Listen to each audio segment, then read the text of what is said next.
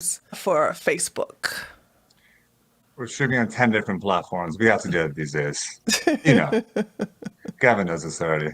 Yeah, the only way to get on one is to launch on 10. It's sort of like being an entrepreneur. You got to launch 12 businesses to have one succeed. True. Or 12 businesses and see how many get banned from the internet and to have one left True. over, right? Yeah. More in your case. All I right. think they do that with these fertility drugs now. The woman will have like octuplets and 7 will die and then she'll have a baby. And Yeah, she thinks it's a victory.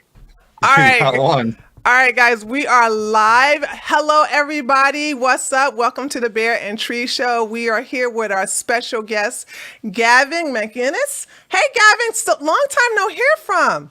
Yeah, Welcome to I the haven't show. seen either of you in a long time.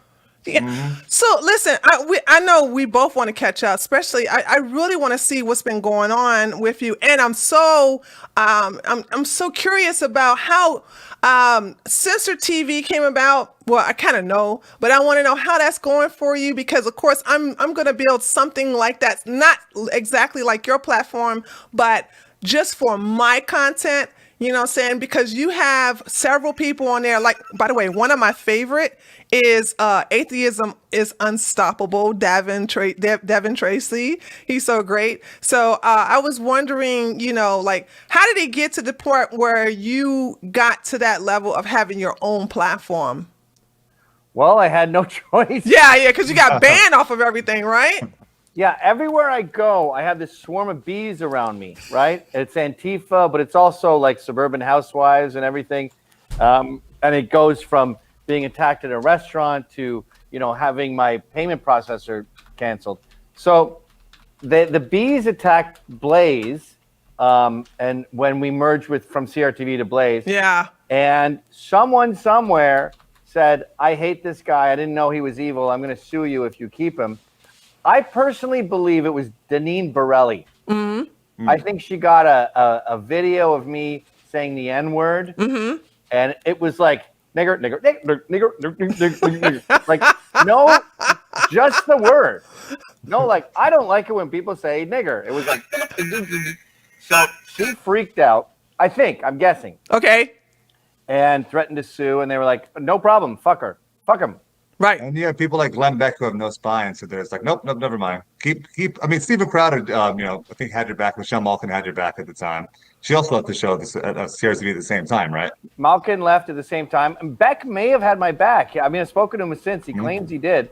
But there was this other guy, what's his name? Casey Katz or something. And this is the culture now in America where you get a text, a tweet, a message from a stranger, and they go, oh, no problem. That person's dead. Like Terry Richardson. This started, I think it was Terry Richardson was one of the first.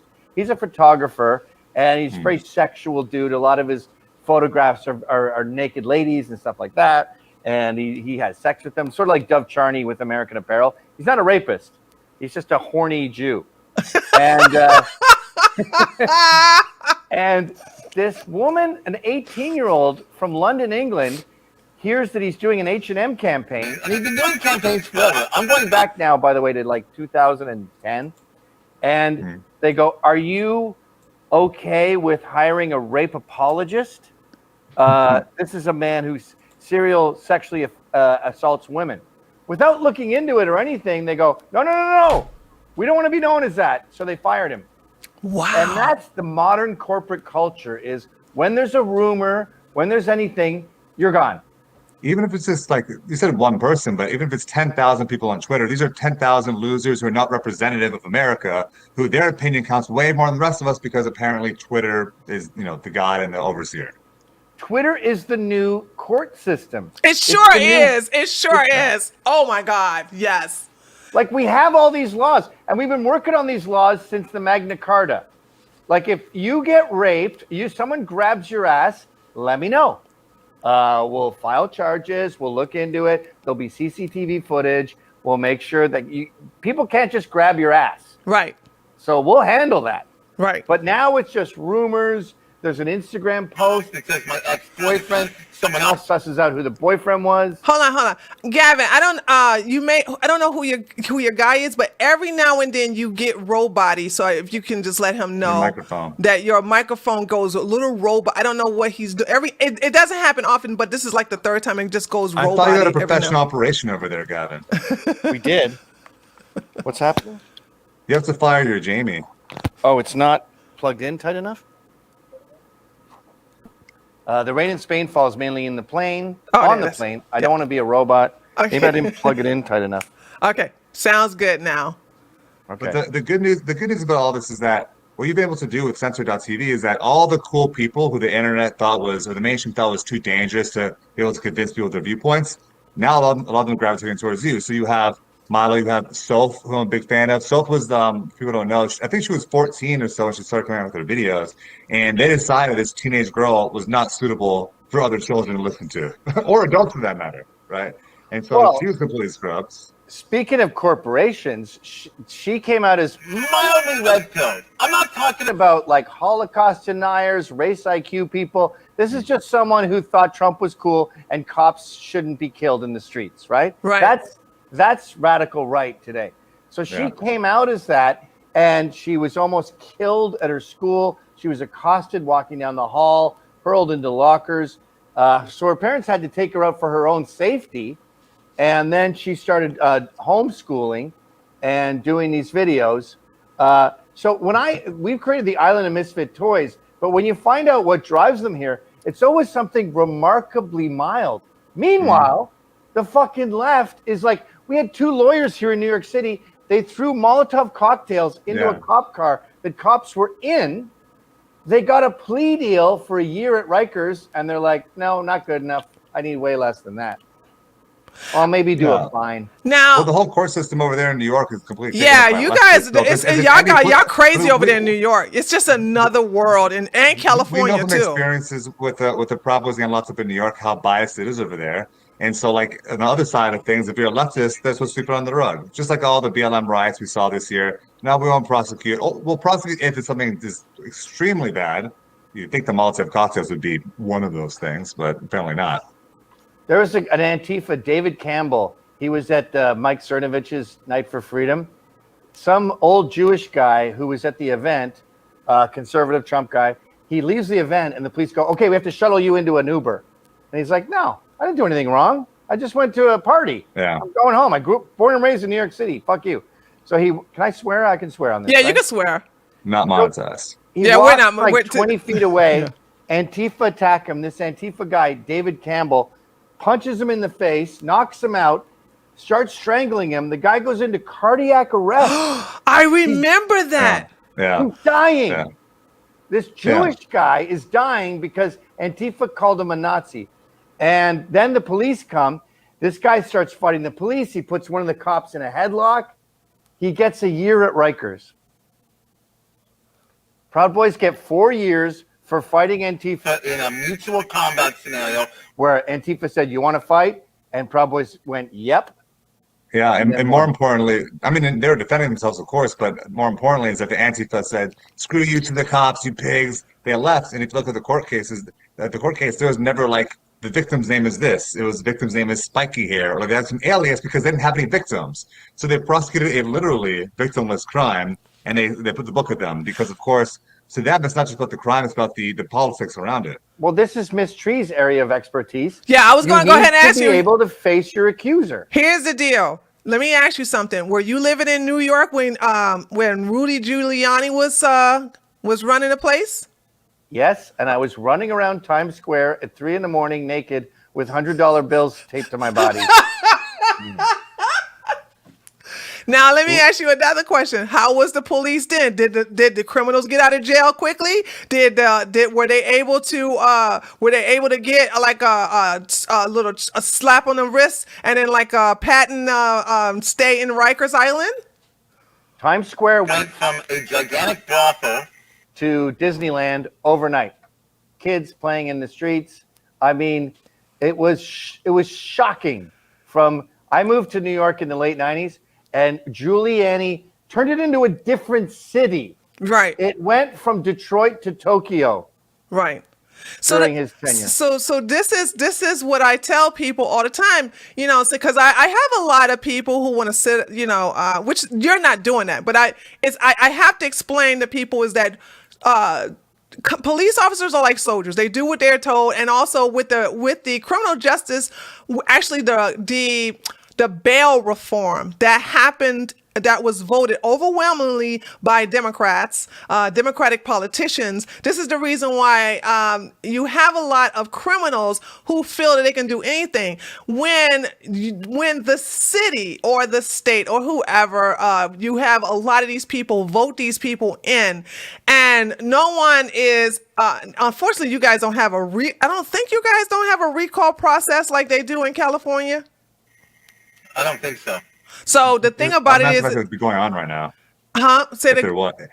Yeah, it would No, be I the have to same. imagine if Yeah. there was, it'd be going on right now. Right. for So sure. you had to have Cuomo resign because of sexual assault and basically sexual harassment. He got Me Too'd instead of all of the grandmas and grandpas that he killed. To me, the Yeah. moral compass in New York is just so off. They are now they're uplifting and cuddling criminals, and therefore innocent citizens are just, I don't know why no one is like standing up and saying we got to get these people out of office, because now New York is a shithole. That's the thing. So it's like, I think it's absolutely horrid what's happening for someone to attack any person, so especially, they always talking about the Proud Boys are the Nazis, but here it is, they beat up that, and I remember that story. I remember seeing that video. You had Antifa actually beat him up and he had a heart attack. Why aren't they called Nazis?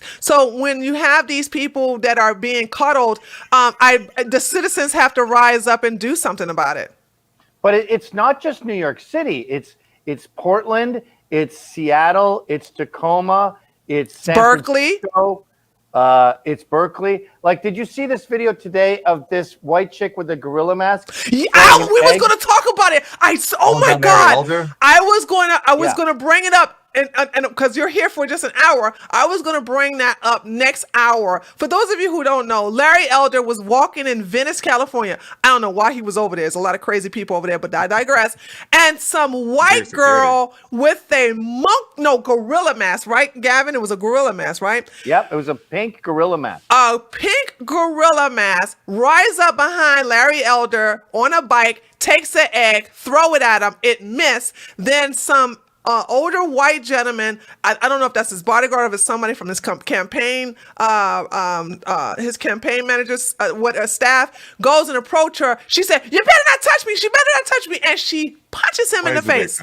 She punches him in the face. So my thing is, and so I was waiting for the black people to have a big problem with that. Nope, because. And this is why I was going to have probably was going to burn some bridges with some of the people here. Because I was going to say, if black people allow some scrawny white girl with a fucking gorilla mask to come up and throw an egg at a black man who black people say is the black face of white supremacy, you understand this whole racism, white supremacy bullshit is not applicable except if black people agree with you. I thought this shit was horrid, actually. The thing is that there's a difference between being black racially and being black with a capital B, like the New York Times have put it out there, because according to these people, Larry Elder is not black with a capital B, right? And so the white girl tries to, he has the internalized whiteness. When the white girl tries to wear the gorilla mask and throws an egg at him, whatever it was,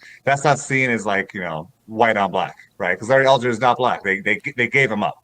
Yes, that's totally true. But the other takeaway I got from this is, did you notice her arrogance? Yes. It was like the Queen of England. Yes. She said, touch me, bitch. Yes. Then she punches an old man in the face. Then she punches the old man in the face. And then someone else punches him. Like, everyone knows. But she's right. Everyone knows they're not going. They're not going to go to jail. They're not going to get punished. That's why they're able to do that. That's why she's arrogant. She could be arrogant. You can't do that shit in Georgia. We had Antifa. This was about 2018. Antifa came down to Noonan because of like a handful, like 12 Nazis, like official neo-Nazis were celebrating Adolf Hitler's birthday. So they made a big deal out of it and decided, like, Antifa, Black Lives Matter. It was I made a video, and I think it's on this channel actually. And so we have a no mask law. Now, this is before COVID and all this other stuff. You can't come down here with a mask on. So when Antifa came down there and had their mask on, the police, the sheriff, and actually the state trooper said, take your mask off. Fuck you, pig, fuck. Boom, bam, bam, bam. They beat the shit. They beat the shit out of them, put them in jail, and Antifa hasn't been here since. See, our law enforcement down here don't play. And the so reason is because if they have masks on, then they're not going to get caught, and that's the one deterrent. No, actually, the whole mask thing comes from the KKK situation. They're not brave enough to go and put themselves in the spot. Well, the problem is, they don't put their masks on, right? No. The reason why we have a whole no mask law comes from the 60s, where the Klansmen are not allowed to have marches and to be in a public with an actual Klansman hood. So that's the reason why we have that law here. And that be able to be in a crowd that applies to anybody. You can't, in Crips, Bloods, and Antifa, you can't cover your face in public, especially when you're in an event like this. So that's an actual law here that we enforce, and they got their asses handed to them, and they haven't been here since. So this is what I'm saying. You know, when you have governors and mayors and politicians that will enforce the laws on the books, criminals go where they basically know where they can get away with their bullshit. And that's the reason why that white girl did what she did in Venice to Larry Elder. And that's the reason why the unfortunate situation happened to the Proud Boys, as well as the elder Jewish man in New York. You know, I think the anonymity of Antifa is the number one pull. It's not anarchy. It's not communism. It's not justice. It's not anti-racism, anti-fascism. All those are just Potemkin villages at the front. It's really an opportunity, as someone who's a pencil neck geek who got beat up in 5th grade, to put on a mask and punch back. Because you'll notice when you see people in the audience, they go, I'm on your side. I support you. People in the crowd. And they go, fuck you, bitch. Like, they don't care about ideology. They want revenge. Putting the mask on, being anonymous, allows them to be part of that aggressive kind of hive mind they can never do as individuals. Once they're in that hive mind, like, we're part of this big, powerful crowd. Antifa never attacks with 2 people or 1 person. They never come at you, 1 person come at you. It's a whole entire group dynamic because they're a collective. How about a debate? How about an Antifa representative? They don't have the arguments. They can't debate. They don't have the arguments. No, their argument is that you need to be you can't be tolerant of intolerance, is what they say, and so you can't have a debate with people who are intolerant. Well, I even saw recently someone online saying that debates are inherently patriarchal, and everything good is patriarchal. It's a good plus for us boys. Okay, well, what do you want me to do then? I want you to die. I want you to go to a re-education camp and learn to not be a Nazi. Okay. How come everything normal or good is classified as, like, the patriarchy or white supremacy? Time is white supremacy. We saw that from that museum a while ago, right? Working hard is white supremacy. Every good quality is meritocracy. Meritocracy, which is the most racist thing you could possibly say, but to them it's very uplifting, I suppose. I just give up. I mean, it's an American divorce. The left is a crazy single mom who's a drunk. We treat, as the kids. That's a good scenario. We keep trying to get her a good boyfriend. She keeps telling him to fuck off and smashing a bottle on his face. I'm like, Mom, he was trying to get flowers. It's like, he's a liar. Do you think the Dems will wake up now that they have Joe Biden and realize how awful he is? Do you think they'll help them wake up at all? I had Zuby on my show the other day, and he was like, I'm totally optimistic. The pendulum's going to swing back. This is all just a normal state of things. I don't know, man. I'm not as optimistic. All my friends have been telling me about the pendulum swing for so long. Like, oh, we're swinging real far this way. I have a different approach to it. I'm not convinced it's coming I back have a now. different approach to it, and unfortunately, I mean, this is something unfortunately you can't do, and other, and I'm talking when I say you, Gavin. Unfortunately, you because your roots are in New York. But I was saying, like, if you all just, if it was possible to just leave New York and let it rot. Let them He's not going have back their to Canada. Armageddon. Let them have their shithole to themselves and destroy themselves. And then once they do that, then you can come up and basically buy the property at dirt cheap and then rebuild. You can gentrify the place to accommodate a more of a law-abiding, centrist right environment. Yeah, Tree, I'm there. I'm out of here. I'm going to South Carolina. I'm looking at what's it called, Greenville. Yeah. Come Yeah. on down to the South. We'll take care of you. I'm out of here. Yeah, Gavin. So, I mean, that's something I wanted to ask about. Is I haven't been to New York in a couple of years, but I've been to Chicago a couple of times in the past year. And there, like, obviously, coronavirus has shut it down for a long time. But you hear, I mean, when it comes to New York, the bigger city, which I think has even more lockdowns potentially. We have horrible liberal policies. We have coronavirus. We have, the trend to work from home. Do you think that all these things are going to affect New York City to the fact where it's going to be a kind of a wasteland and everyone's going to move out of there to end up something like Detroit? Dude, if you want to see New York and you don't have time to come up here, I suggest you watch Will Smith's movie where the zombies are over. What's that called again? I Am Legend. I'm living in I Am Legend. I mean, I was just by Penn Station, and it's junkies. They're sitting on office chairs. They're playing dice. They're making out with each other. One of them was for his pants. It was just a blanket. They're shooting up. One guy was just sitting on a cinder block counting money in New York City on the street. So he's obviously out of his mind.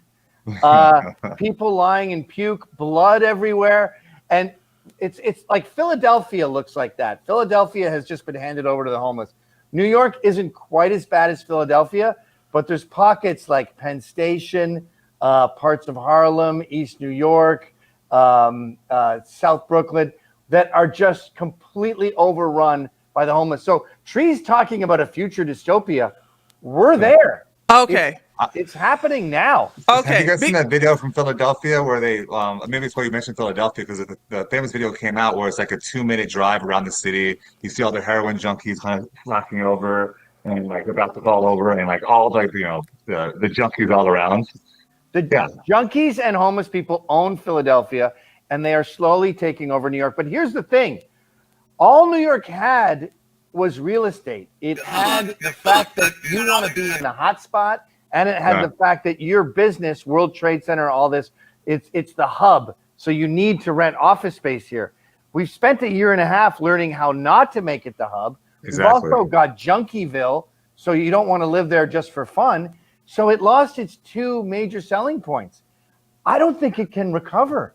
You can make more money. Is screwed in this city. You can make more money going and working in New York City. But right now, if you can work from home, why would you actually move into a place with all these junkies? And especially if the bars and clubs are closed down, then nightlife isn't the same. Like, I wonder what's going to happen when it comes to like the artists and creative people but who've always flocked to New York City, and where they're going to go. I guess Austin is one. They are going to Austin and coming out of Florida. Like, you guys keep talking about these future things that New York might become one day far off in the future. We're there. It's happening. Okay. I like to hear that because get out of there. we need the more of these type of sensible people come to the South, which is very red. Okay. I think we can have our utopia, because right now we don't cuddle criminals down here, especially in South Carolina, Florida, Georgia, Mississippi, Tennessee. You know what I'm saying? Now, Texas, it's different in Texas because you got those pockets of blue cities like Dallas and Houston and Austin, you know what I'm saying, that are also shithole cities. But in the rural areas outside of that, they are very nice and law abiding, and they love the police, and they basically enforce the law over there because they have congressmen and they also have mayors that will make sure, and sheriffs that will make sure that the criminals do not wreak havoc over the place. Sold. And here's the crazy thing. Like, rich white people who have never met a black person, they push these defund the police policies because they think it's some sort of charity. Right. And we're going to be nicer to you.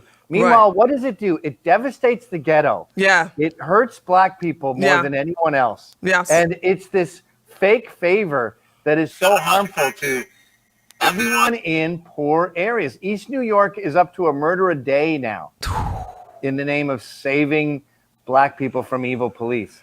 And look at the Pacific Northwest. The police have just went, all right, you know what? Let's try it your way.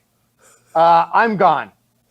And what's the first thing? They're like, where's the police? Where's the police? Why the police are not here? But the police can never win under situations like that. And that's what I'm trying to get everybody to understand. You understand they have to do what they're told. Then when you basically, let's look at the law. I think, now, hold on, help me out. I think the law passed either in the state of Washington or Oregon, where if a criminal is running away, or he is in pursuit, or he's on private property, the police cannot engage unless somebody's life is in danger, or they have absolute, that was Chicago. absolute proof that he have committed a murder. I mean, that he committed a felony, not a misdemeanor, a felony. So therefore, there is no probable cause they can't use the probable cause to even investigate him. They can't even stop to ask any kind of questions. So it's like, I mean, let these places rot. Chicago. And it's like if you run away from the cops and they don't have a reason, like, really to understand why you're running away, then it's up to them to really make the analysis. And if they're wrong, right, then they're going to face all these either legal penalties or financial penalties. And as a cop, why would you ever pick to do that? Why would you ever pick to put your life in danger and you can potentially get sued, right? Even if you do the right thing, you go to jail. Derek Chauvin's in jail for 20 years for being rude. Yeah. Right. What a fucking mess. And these I just hope that a lot of these police officers just basically just leave, let the liberal police officers who think they can make a change stay in these areas, and then those who have better sense just come to states and cities where they are appreciated and where their hands are not tied behind their backs. But I want to make a segue into, because I still want to know how things are going with you and your platform, because I'm so proud of you and so happy for you that you have your own thing now. Yeah, well, Seinfeld was asked, they go, why are you doing comedians in cars? You have $500 million in the bank. There's no reason for you to continue working. And I noticed when I stay at home and I'm just wearing a bathrobe and criticizing my wife all day, she's not very horny. Guys in bathrobes don't get blowjobs. You have to be coming home from something to get laid, and you put your briefcase on the, honey, I'm home. So I just keep chucking like a woodchuck, like Seinfeld said. I'm a woodchuck, so I chuck wood. If you're to try to domesticate a beaver, it will just start gnawing away at your furniture because its teeth get too long if it doesn't. So I just keep gnawing away. So they fired me. I started freespeech.tv. A mysterious force sued us for that, made us change the name. Our bank, US Bank, they dumped us. I didn't know that part. MailChimp dumped us. Stripe, our payment processor, dumped us. Yep, I know about that one. They took all our credit card info. Wow. They didn't look at it per se, but it was in some cloud somewhere. So we threatened to sue them. I actually called the police because it's a cyber crime. So they gave us our stuff back. We got new payment processors. Okay, good. We're talking to hackers are helping to build our site. We were dealing with CBD and porn payment process people because those are the only ones that would go near us. And that overhead is pretty high, isn't it? Because that's a risk. It's not just me. Talk to James O'Keefe. If he has $3 million to spend, $1 million is on legal fees. Same with Ezra Levant at Rebel News. A third of your money goes to not just legal fees. For them, I think it's legal fees, but in my case, it's legal fees. It's finding a new payment processor, a new workaround for this hack, this attack. But you just got to keep fighting because fighting solves everything. What about, by the way, I had to say it because it was on my head. When you talked about your wife giving you a blowjob, I said, I know what your penis looks like because I've seen that movie where you basically pull down your penis. You've I seen won't like one? this. I know what your penis looks like because Oh. you have a nice one, by the way. But I know what your penis looks like. So when you said it, it was in my head. I had to say because of that movie. What made you reveal yourself on that movie? Trump had just won. I was happy. I was on a new beach in St. Martin, and I just started running. And by the way, guys, if you ever want to show your dick, a hot beach in the sun and running, it's at its peak. It's got that centrifugal force. I was pleasantly surprised, but I laughed so much because I said it's artistic. I said Gavin's showing his penis. I was like, not bad. Okay, all right, there you go, Gavin. Okay, I don't think that- Getting out of a cold pool. I don't think that was the first time you showed your dick on YouTube or on TV. I don't think it was. this was a movie though. This was an actual. Actually the movie is still this on. I saw it on the torrent site though. I never had a problem with nudity or anything really. Like I'm an open book. What's your problem? That's why I like debates because I want to lose. Like let's talk about it. I feel this way about Israel. I think they have the right to exist. You don't. Let's break it down. Right. I think Tommy Robinson was stopping Muslim immigrants from grooming young children. You think he's an asshole? Let me hear what you have to say. Have you had anybody accept your debate challenge ever? No. What I did with the site at the beginning was I said, Cornell West, will you come and talk to Candace Owens? And he was like, no. And I'm like, how about 20 grand? And he's like, I'll be right there. You paid him 20 grand? Yep. Candace charged me 15.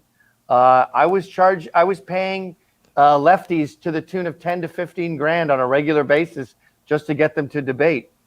I spent 100 grand.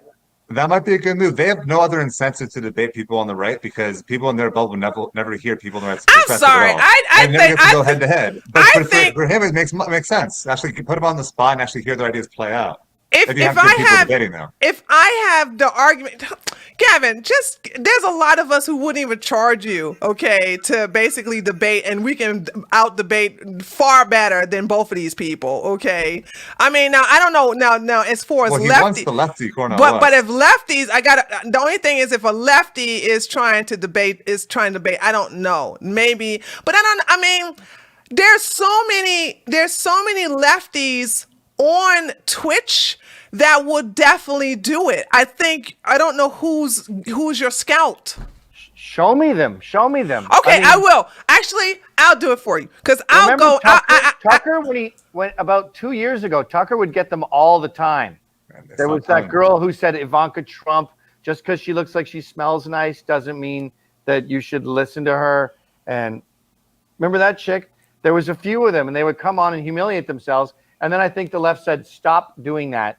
You're hurting the cause. The only one I remember from Tucker was the one with the long neck, the Antifa teacher. Oh, that guy doxed me and my home. He had people calling me for so long. He had so many Antifa call me that my battery would run out because my phone was just in a Constant state of vibration. Jesus.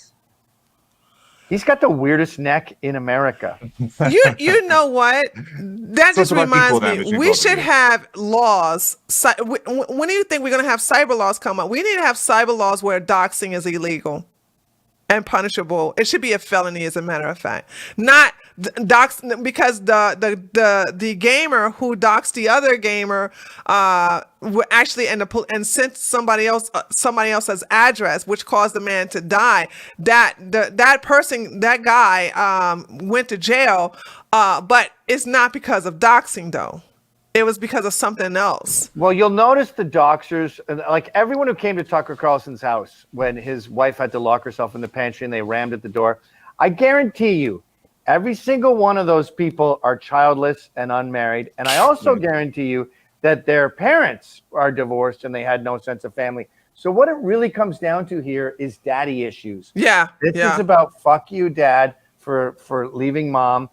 This is about the fact that you have a family and I don't have a family. Tucker's biggest crime isn't what he says on TV. Tucker's biggest crime is being happily married to his college sweetheart and having a bunch of kids that love him, that he loves back. That's what pisses them off. I think what it comes down to for the people that are going over to his house, and many people like them, is that it's for them, it's like they don't have a sense of purpose. Well, you don't have kids, and when you don't have God, I think most people have a God-shaped hole in their heart, whether you're religious or not. I think Yeah, a I should lot have of us mentioned that. can God agree is a on big that. part of that. Yeah, and so if they have no internal purpose, then their purpose is to be do-gooders. And to them, they do think they're doing good by harassing someone's family and harassing someone's wife. In a sick way, they really do think they're doing that because they think he's Hitler, right? So they think they're the most evil people in the world. So that's their purpose. This is the same people who go on Twitter, or the same people who will go back on, like, who's the guy that got canceled from Jeopardy? Who will go back in his tweets or watch all his Oh podcasts yeah, for the hours. executive producer Yeah. guy. Yeah, because they'll spend so many hours doing that because that's part of their purpose to help out, even though they're not helping out at all, obviously. No, it's tattletale journalism. It's Yeah. bitter revenge of the nerds. It's the tyranny of the weak That's what we're living under right now. now. And it's got nothing to do with justice. Like, did you see this British soccer player, football player, black guy? He just got fined and charged. I don't know what the charged because they found an offensive tweet that he wrote when he was 14, 8 years ago. He called someone a faggot.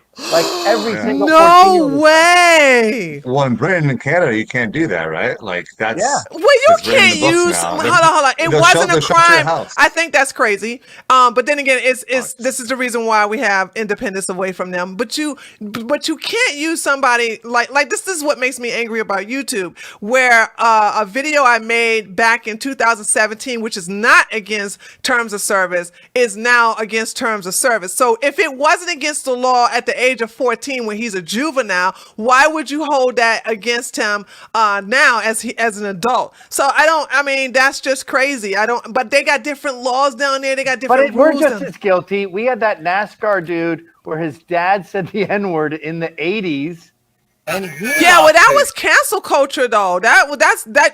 Our society allowed.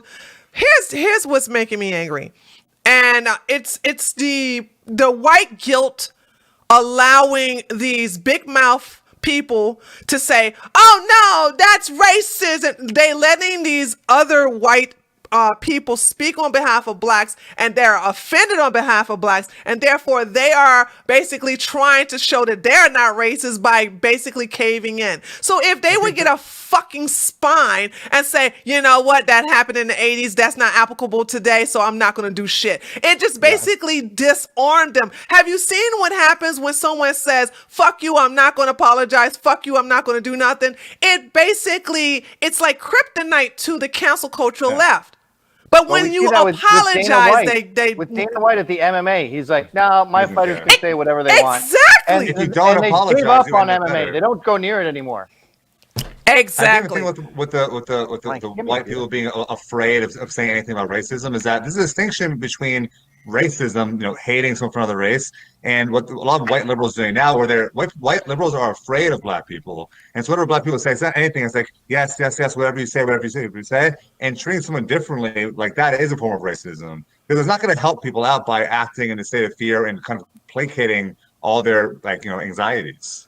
But why is it white people have this? Like Japanese people, black people, Mexicans, Aztecs, Eskimos, they don't go, you criticize them, they go, I'm sorry, we're going to fix it. It was horrible what we did. That person's fired. You don't see that with any other race or ethnic group or religion. It's that white guilt. We need a cure for that white guilt. It is bad. White guilt is just basically just racism has been defined in a way that said that you can only be racist if you have the power, right? And if white people have the power, they're the only ones who could oppress people. And while many people might not internalize, not be able to communicate that is a form of racism that we've had for decades now. In which when white people speak, it's like there's obvious double standards we can always point out, and it's because we all internalize the idea that white people are the only people that could be racist. So if you're the only people that could be racist, you're the only people that could be afraid of the consequences of being called a racist. Well, here's the problem. White people care about being called racist. Blacks and other Japanese, Chinese, and Mexicans and Latinos, they don't care. We don't care if you call us racist. If you all stop caring about being called racist, that just also will disarm them. And then there's other whites like Jews and Hispanic people. They go, I'm not white anymore, and they sort of leave. Same thing. And then they go, now I'm immune too. and you're like, no, you're Jewish, you're white. Still white. You're in You're the same still boat white, as me. right? We see people taking the benefits when they can from being non-white, but meanwhile they will take any other advantages they can get from being white. Hispanic people are not like a race of people. It's really a mixture of being white, black, and indigenous in some sort of combination. So many people who are Black people look. If you're white, you're white. When it comes to black folks, don't matter if you're Jews. Doesn't matter if you're a white Hispanic. You're still white. If you don't believe me, why do you think they still call Zimmerman white? Okay, they don't care. Zimmerman. If you are not black, if you are not in a actual category, you know what I'm saying, and you are white passing, or which is basically you got more Caucasian DNA in you, you are white. So the thing about it is that black people don't separate the categories. That whole separating categories work for other white liberals, but it don't work for black people, because black people will still call you white. What about Kamala Harris? Is Kamala Harris black? That's a very good question. Okay, to me, she's not black, but I've been trying to understand, does the black community consider her black? Now, here's the deal. This is going to get a little tough here. You have the blacks who are what they call the descendants of American slaves. They don't consider her black, okay? But then you have the woke BLM blacks who consider her black. So and then you have the pro-black who don't consider her black, but you have the feminist blacks who consider her black. So you have a lot of division within the black community that are torn on whether Kamala Harris is black. But let me just show you what I'm talking about. If Joe Biden gets impeached, right? And then Kamala Harris is put in that position. Of course, the liberal is like, yay, we got our first black female president. Well, if another 5-10 years from now, or 20 years from now, a real, let's say for instance, a real black woman, just bear with me, I'm just using this as an example. Stacey Abrams. If Stacey Abrams, I'm just using it as an example, don't hurt me. If Stacey Abrams became president 20 years from now, she would be overwhelmingly basically supported as the real first black female president. Good point.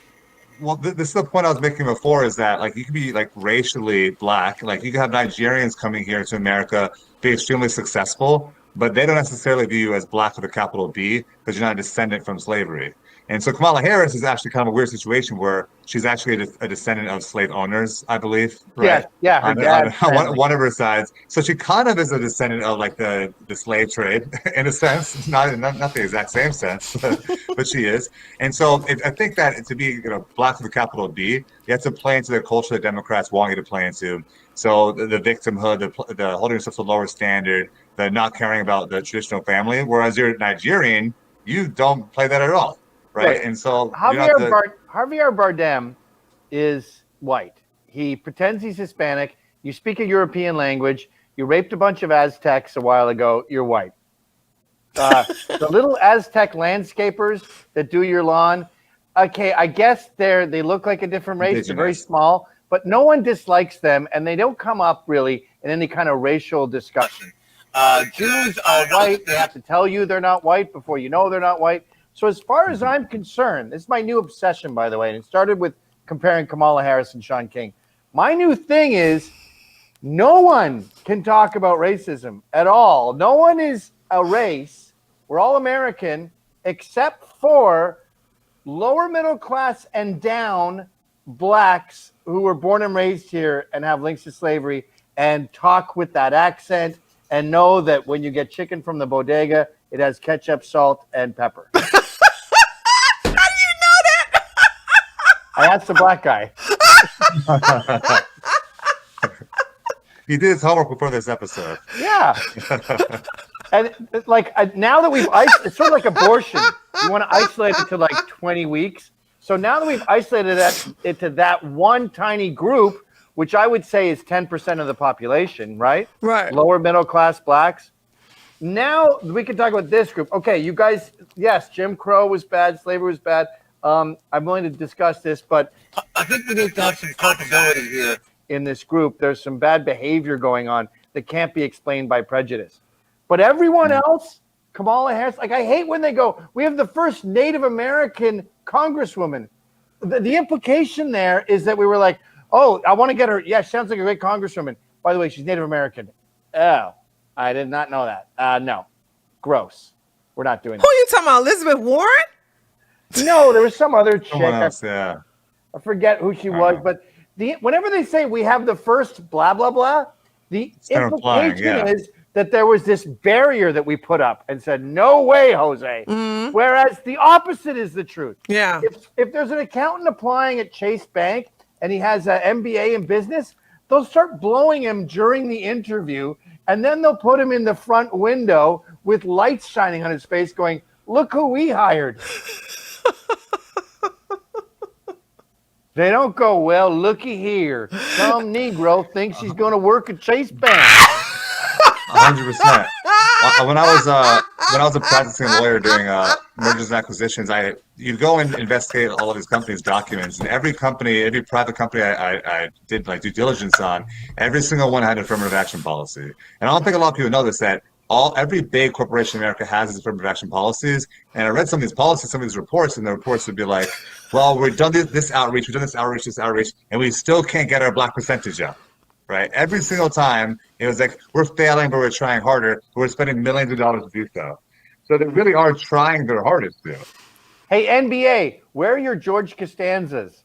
I want to see more George Costanzas on the court. It's not fair. It's not gonna happen. It's not gonna happen. You know that, right? You know that, right? If you don't have George Costanzas on the court, then you are against them. That's true. But You who's hate little bald dudes. gonna call them out, right?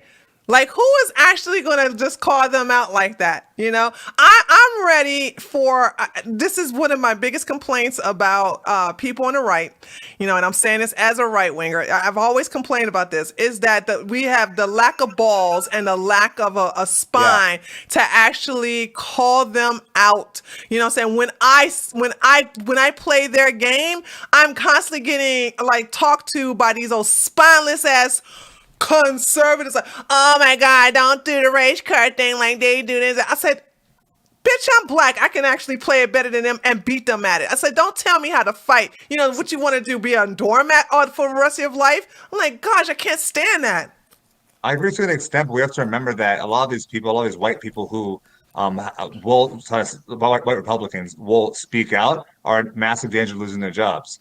And so if you're if you're blue collar and you live in a rural area like I do, you're not gonna lose your job for speaking your mind, but also you don't have the platforms to be able to get out there. True. The people with the Good platforms point. are those rich white people in big corporations where if they say one wrong move, they're done. And so they're like, okay, am I gonna be a martyr? Am I gonna talk about this and not succeed and lose my job, or stay quiet and making millions of dollars? Yeah. There's plenty of people that agree on that are conservatives in corporations and all that, and they're chicken to actually speak out, but they have a huge incentive not to because of our culture right now. Yeah, but there has to be a tipping point, and maybe critical race theory in schools is the tipping point. Yeah. But eventually, your average non-political housewife is going to say, wait, what's going on here? You're teaching my kid that he stole America and it was built with slavery? No, we're not doing that. True. And I hope that that's the turning point. But what I was going to say earlier is the great thing about being like a libertarian meritocracy guy who's a conservative is the left tells you all these racial patterns. And you go, okay, I don't fucking care. Like if we don't have affirmative action against Asians, then Harvard will be all Asians. Okay. I don't care. Right. I don't care that the NBA is all black. Right. I don't care that the MLB is all Dominican. I just watched the game. I want the best possible game. Right. And they are so obsessed with this equal outcome that they keep playing God and trying to put a square peg in a round hole. Right. Let it happen, losers. And that's the way it was. Like just before we did this, we were watching some bodybuilder documentary because Ryan's into bodybuilding. Which one? Because I came from the bodybuilding world. Pumping Iron. Oh, with Arnold Schwarzenegger and Lou Ferrigno. Yeah. Yes. Yeah. And Arnold Schwarzenegger's at a prison. And he's there, Yeah, and everyone's and walking the around. men were like, it wasn't even a gay thing. The men were Didn't just want to looking touch at him. his body. No, seriously, I got the DVD. The men were just admiring his physique. And today, I don't know, maybe Gavin may have thought it was a gay thing, but I looked at it as them looking at Arnold, and I remember a black guy said, he has a beautiful body. That's a beautiful body. Yeah. Yeah, and he kisses that woman they just showed. Yeah, He kisses yeah. her and he's like, that's probably the first kiss she's had in a long time. And then everyone laughs. Like, Different you could culture. make jokes back then. I love that. It's unfortunate that the Arnold in that movie is not like the Arnold today. I love that He documentary. got off steroids, lost his testosterone, and lost any sort of alpha ability he had. He Ooh, was that's a relying good on the point. roids to give him any sort of oomph, and now he just gives in. He's a Republican, I guess. A boxing gym in 2021 is one of the few places where everyone talks normal. They make fun of each other for being Puerto Rican, Dominican, Yeah, white. yeah. They keep saying to me, you a cupcake. You the mayor of Cupcakeville. And then they get up in my face, and I don't have my glasses on. And I'm like, all I see is a chocolate blob right now. I don't even know who's talking to me right now. It's constant normal 80s joking.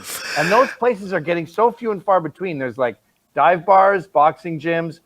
I don't know, maybe skater They need parks. it. If you're not going to have, I come from that era. I come from where we played the dozens, where we just basically say jokes. I mean, the most and I am the kind of person that would say crazy jokes, dirty jokes, racist jokes, all those, because they're funny.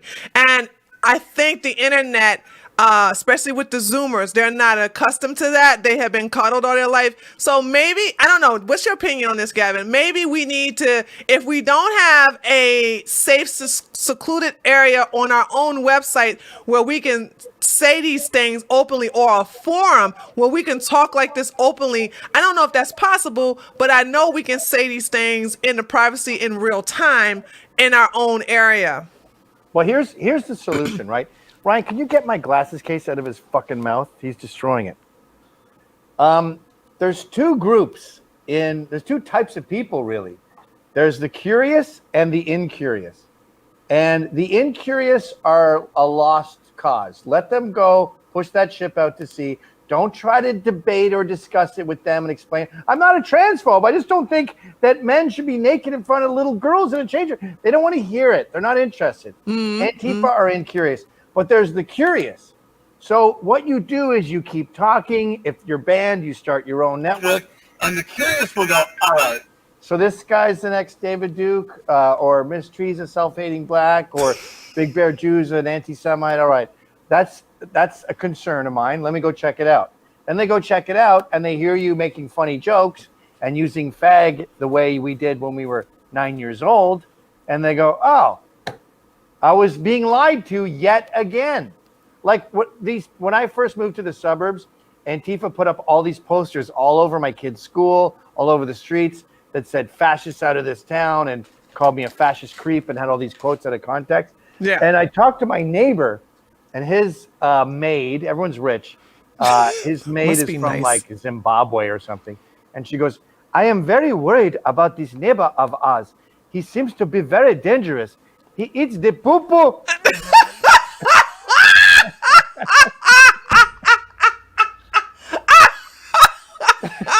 So he goes, all right, I'll listen to his podcast and make sure I'm not living next to the KKK. So he listens to my podcast and he tunes in. And when he tunes in, I'm saying, I don't know, like men don't like looking up at a six-pack, like a woman who works out so much that you're eating her out and you see a six-pack, like a David Beckham. And I go, I want like feminine traits. And I also said, if I was a woman, I probably wouldn't want like a slender, sensual-looking man. I'd probably want like a Tony Soprano. I would imagine if I was a woman and I was straight, I would want to be ravaged by a pig. Yeah. And that made him laugh so hard he had to pull over. And he realized that's not the villain. So the point of this, all of this, is to say, just keep talking, just keep going, keep fighting. And eventually the curious will tune in and realize that they're being lied to. The incurious That's what's happening to Generation Z right now. convertible. What? Generation Z is starting to realize, like, Yes. you know, the lefty authoritarian wing is like, wait, I want to be able to joke around. I'm a teenager. I want to rebel a little bit. Can I at least, you know, say something a little bit, something naughty? And they start to realize, okay, the cool side is actually the conservative side. That's one hope we have. The other, the downside from Generation Z is that they're all on social media. They're glued to their phones, and they just kind of listen. They see whatever that was on Instagram and Facebook and believe it. That's another faction of Generation Z. So we're gonna have, But at least they're gonna they'll have get even a bigger counter. divide between them. At least they'll get a counter. Like in the comments, maybe. I mean, I'm of two minds of this because on the one hand, it's this bubble media where you just only have your friends, but sometimes there'll be a tweet that'll be like, Biden said that they disarmed all the Humvees and the helicopters and they won't work. And then someone else sends a tweet that shows the helicopters and the convoy of Humvees and they go, oh shit, that was bullshit. I don't know. Aren't they the most conservative generation since the 80s? I don't believe that. I mean, when they first came out and said that, I was like, I don't have no proof with that. Here's the deal. You don't know what's going to happen after they're indoctrinated. So when people, I remember they came out there with that study 2 years ago saying Generation Z was going to be the most conservative. I was like, bullshit. I said, never underestimate the power of indoctrination. As long as they are in these public schools, they're going to come out to be libtard, commies, and progressives. And I was right. That is so crucial. That's so crucial. You're not talking to someone that was brainwashed by a cult for 4 months. Right. And they have to be rescued. Right. This started in pre-K. Yes. And that's why Antifa is a religion. When you talk to them and you're talking to a religious Puritan from the 1800s, like you're Satan, they worship God, and there's no debating it. Yeah. They are in a new religion, and it's much more dogmatic than any other religion, more than Scientology. Like this has been drilled into them since pre-K. Yes. My 4-year-old told me he hated Trump when he was in pre-K. What? And I said, how do you know who Trump is? This is back in 2015. Wow. And it was because his teachers were indoctrinating babies. Right. Yeah. And We called him Trump. Hopefully the homeschool movement can actually start to take off. Or like you were saying before, that people actually show people in the suburbs go, oh, this is happening in my schools. We need to stop this right now. Hopefully that actually improves, because if not, then we're lost, because you can't be indoctrinated for kindergarten through 12th, then indoctrinated in college, and then we save you from some political commentators online. It's going to be very difficult. I was reluctant to say anything political to my kids because I wanted them to find their own way. Yeah. But I've realized now, and it might be too late, my daughter's 14, my son's 12, and my youngest boy is 8. But I've realized now that was very naive of me, because the teachers are hammering. They already got your kids. Yep. So even if I go full red pill brainwash, right, it's still spy versus spy. Right. It's still an equal fight. Yep. And they're going to be thinking, you have no idea if the teacher said, hey, if your parents are not for equality, or if your parents says anything like this, then they are actually white supremacists, and you should just basically act like this around them and just go, whatever, dad, whatever, mom, you are better than your parents. Because we saw a video of a teacher. She's no longer employed, but she told these students, I know your parents are dumber than you. And this is, imagine, she said this knowing she was being filmed, and she still said that. Now imagine the same people who are saying the same things to your children, and they believe it. Yeah, if I can say one thing, it's like the problem is that if you don't start when they're early, like when they're young, their minds are plastic and you can convince them of anything. And at the age they start to have more critical thinking abilities, when they're teenagers, they also want to rebel. And so if they want to rebel against their parents as their teenagers, then you really can't fight against all the indoctrination that came beforehand. Right, but there's such good shit out there. Like I showed my kids, my eldest kids, a video where Tucker Carlson broke down Freddie Gray, Mike Brown. Yeah, that was a good one. Yeah, that was a good episode. All the details of everyone. And he's like, these are the top 20. And these 3 are really egregious. This guy was shot in the back, blah, blah, blah. Right. And then he goes, within these 3, this officer's doing right, this officer's doing that, and showed that they were punished. So he's like, this myth that they're just all like, yeehaw! Right. So that hit my kids hard. But I was talking about this on my show, and one of the viewers said, I paid my kids $5 to watch a PragerU video, and all they have to do after is discuss it with me. So I'm sure they watched it and tell me what their thoughts are. Their thoughts could be negative. Their thoughts could be, he's full of shit and we live in a racist society, blah, blah, blah. But I paid them $5, and they're not maniacal Trump supporters now, but at least they're open-minded and can think. So that's what I'm going to do. I'm going to just start paying them $5 to watch these various PragerU videos. And that's the red pill process right there with the little financial incentives. Okay, so we are coming. Listen, I want to respect your time. We have like 2 more minutes, Gavin. One quick question. Since you're coming to South Carolina, will you be looking for anyone like online talent, or you're good when you get down here? Yeah, I mean, when we're down there, we'll build a studio down there. I'm trying to find someone, preferably a black woman, who has a background in law enforcement. If you know of anyone, maybe she has like a funny name that we could push. I'm sure you might know somebody.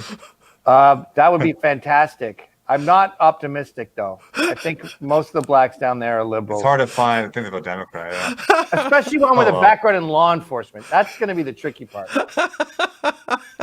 You're asking for too much, Gavin. That's too much. A cop texted me today. Did he? What did he say? From the Bronx, and he showed me your Instagram post, I guess, and he said, "I follow these people. Who are they?" And I said, "A red-pilled black and a Jew." Good way to describe it. All right, Gavin, thank you so much for coming by. Thank you for joining us. Listen, can you please tell everybody where they can find you? We know you're not on Twitter, but where give everything that people can find you and they can come and check you out, especially your new platform. You're not new, but your platform, Censor TV. This used to take a long time to say, but now it is very quick. I'm only available on censored.tv, not on Pinterest or PayPal or MailChimp or Cameo or Australia. I'm banned from everything but censored.tv.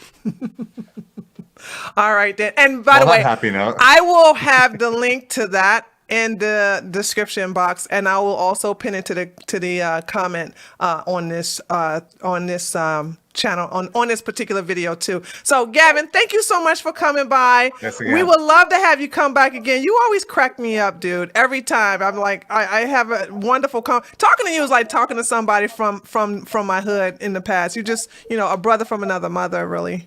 Yeah, normal people, they still exist. All right, we'll see you later, okay? All right, thanks, guys. All right, take care. All right, let me see. How do I do this? Okay. All right. That was pretty. Finally, the adults are in the room now. No more penis jokes, eating girls. I thought this was a family show. That's what we're doing over here. Family show. Hey, what happened? I put in my contract. This needs to be a family show that everyone can watch. When Gavin popped off with she fired me because she took a bunch of words of me saying nigger, I was like, oh, it's going to be one of those shows. So, okay. You're not getting monetized, so screw it. Yeah, I knew. But see, even if he was clean, if you have Gavin on the show, they would never monetize it. So that's crazy. Certain subjects will get you a strike, and maybe potentially having a person on would give you a strike. Well, no, not a strike. They just won't monetize it. Like I love the rules with YouTube. You can band people on as a guest, but they can't have their own channel. Unlike Twitch, like right now, we are not live streaming on Twitch. You know what I'm saying? Because I knew it was going to be that type of show. So you just can't monetize it. You can't make money off of the video. So every video where Gavin is on, there is never monetized. So that's how they do it. So it's just totally. But having him on doesn't break terms of service. You know what I'm saying? So just it's just basically you can't make any money on it. But crazy. He can have his own channel, but he could be on other people's channels and do the exact same thing. Well, not on a consistent basis. He can only be on there as a as a Yes, casual guest. Like, so if we invite him every week, oh no, we'll get in trouble. But like if he comes on, like if we invite him on, I wouldn't invite him on this many times, but if we invite him on once a month or once every other month, it'll be fine. But he can't indirectly have a channel being frequently on YouTube. That's the crazy part is that like Gavin is so dangerous to the establishment because he makes conservatism cool. And like something like Charlie Kirk from Turning Point does not make conservatism cool. He's not getting banned he's not being unpersoned from all the social media platforms. True, Right? But true. if you're dangerous, you actually start to recruit people to the right. They understand this. They take you off. Yeah, So I yeah. think it's less about the content and more about the fact that he's actually successful at doing what he does. True, true. I want to thank Trainwreck for the $5 donation and Vincent Williams for his $5 donation. Thank you so much, guys. And welcome Silver Dude for becoming a member. I appreciate it. So yeah, that went fast. I knew we were gonna. I knew we were gonna have fun having a conversation with him. So there's that. But let's go back on the whole California thing. As we can talk about that now. Let me see. Let's see if I can pull that up. Because you never seen that video. You never seen the video that we were talking about where this white girl in a gorilla mask. I saw it 10 minutes before coming on air. And Okay. I thought it was an egg being thrown or something like that. Yeah, hold on. But we've seen so many videos like that in the past. I mean, Rand Paul got attacked. Like they always get attacked. This was a different part one. and parcel now. I thought this was pretty cowardice. Hold on, just in case, I'm gonna show you guys. Hold on, so we're gonna go there. Chat, I'm gonna show you. No, let's go here. Chat, I'm gonna show you the actual video, so you can see what we are talking about, and we're gonna talk about this really quickly. So. Here we go. Let me make sure. Okay. And if you guys can't hear it, let me know in the chat. I'll go look in the chat. Here we go. I'm going to play it.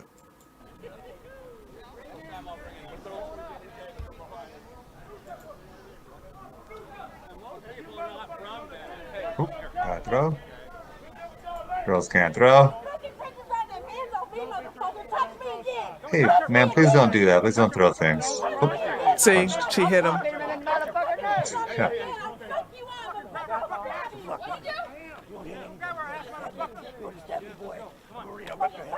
This crazy whacked out guy over here.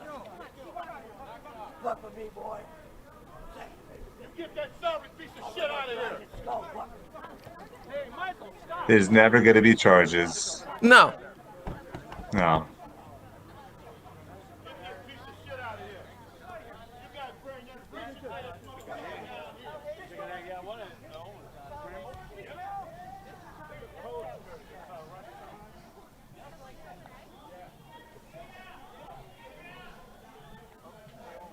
I think a black guy is going to be talking soon.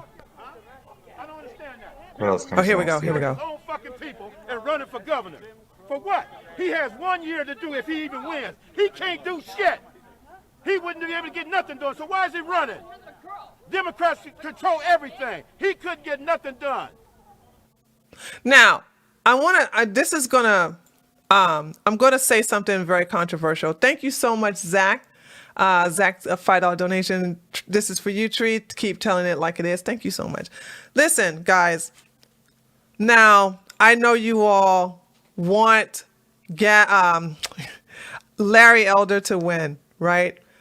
I just don't see it happening. Let me explain why I don't see it happening. California is commie central. And even though you have a lot of rural areas that are red, based upon the districting lines at the moment, it put the demon rats in position. When Larry Elder said, hold on, I don't know if I should even say this, but no, I'm not even going to say it. I'm going to wait until afterwards to see if I'm right about him not winning. Because he says something that was pretty stupid. And I know you guys, I'm not a cult of personality, and I know you guys love him no matter what, but this is when you got to criticize people and say you should have never said that, and that really infuriated Black people what he said. Okay, now what I did not like was that Blacks there allowed a white racist woman to put a gorilla mask and throw an egg at a Black man. But the only reason she was allowed to say that is because, and like all the other Black Democrats, Larry kind of said something he should have never said. And I'm going to go ahead and say it. He should have never said that white slave owners deserve reparations too. Now, you all can get mad and your fifis can get hurt, but the truth is the truth. Why the fuck would you say that? Why would you say? First of all, did he say that on video? he said it. He said it on someone's show. I don't want to name that person's show because I don't like them. But that person in itself is toxic, and the Black community don't like her. But he said he was talking about reparations. I'm against reparations. Reparations are never going to happen. Just let it go. But to sit up here and to say that because slaves were taken away from white slave owners, they are the ones who really deserve reparations. Why would you say that? Why would you say that? I mean, from a legal perspective, I think that the logic might make sense, but the practicality of saying that actually doesn't make any sense. You cannot be logical with the Black community, which is very emotional. But see, if he was... I would say for anybody, you can't be talking about No. You have to... what people don't understand is you have to appeal to the Black community that they love so much. And if the Black community is like, what the fuck you say, then the white liberals have the freedom to do racist shit like they did in that video. People don't understand how this like really worked. Like, you can't say shit because where Black people Larry Elder isn't Black. He's internalized white. So once you lose that Black card and you become a Republican, then you're not Black anymore. That they started saying that once he said this. People are not being on the right. They've been saying that. They are not. No. Any Black Republican is saying that. No. They did not come out against Larry Elder like this until he said that. Like the Democrats, don't get me wrong, they call Blacks coons and they call Blacks race traitors and this and they are true. But this situation, okay, when you start seeing the Black demon rats over on the left started to call him white supremacist, the black face of white supremacists, and also had that article, it was because of what he said. Here's the deal. If you're going to cater to the Black community, which I told the Republicans, stop doing it. You don't know how to do it. It ain't going to work. The Black community don't want you. Leave it alone. Because you have to cater to the victim mentality. And if you're not going to cater to that victim mentality, just stop it with the identity politics, okay?